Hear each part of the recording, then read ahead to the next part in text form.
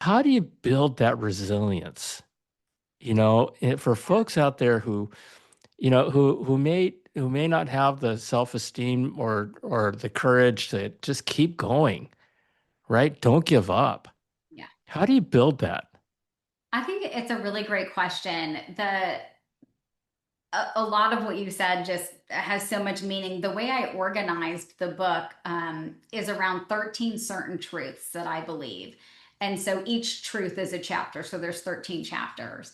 And the chapters start with kind of a description and then three or four stories of how it's worked in my life. And then it goes into the five big myths about that thought, that truth, and then how to make it work for Oh, you.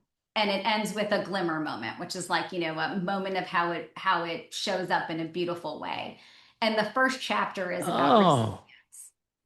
oh, It's that, resilience is really one of those muscles that you do have to build up. And for me, it's been the more things I get hit with, which in my case are, diagnoses, the stronger I get. It's almost like the more stubborn and more difficult. I'm like, you are the not going more to you get dig in. right. Yeah. Like just the harder I fight. But there is this kind of, to your point about heart, the second chapter is called Love Fuels Everything. That's the second truth. So, um, Oh, I love that. yeah, there's a balance of that grit and resilience that has to go with tapping into your heart and tapping into how love fuels your life and everything else.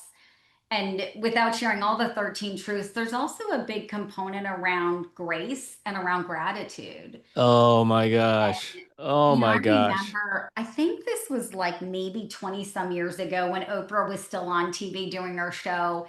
And she said something along the lines of the more grateful you are, the more things you'll have to be grateful for. And I always think that, right? Like, to what you said, if you think you're facing a lot, imagine looking at this. I try to think of it the same way. Like Yeah. you and I shared, Yeah. I live in Miami for health reasons. We had to move me down here for care.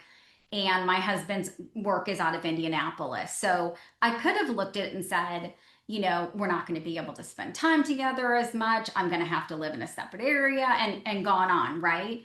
But Oh, I this looked at, sucks. That just yeah, sucks. like Why this is this is happening to us? terrible. And Yeah.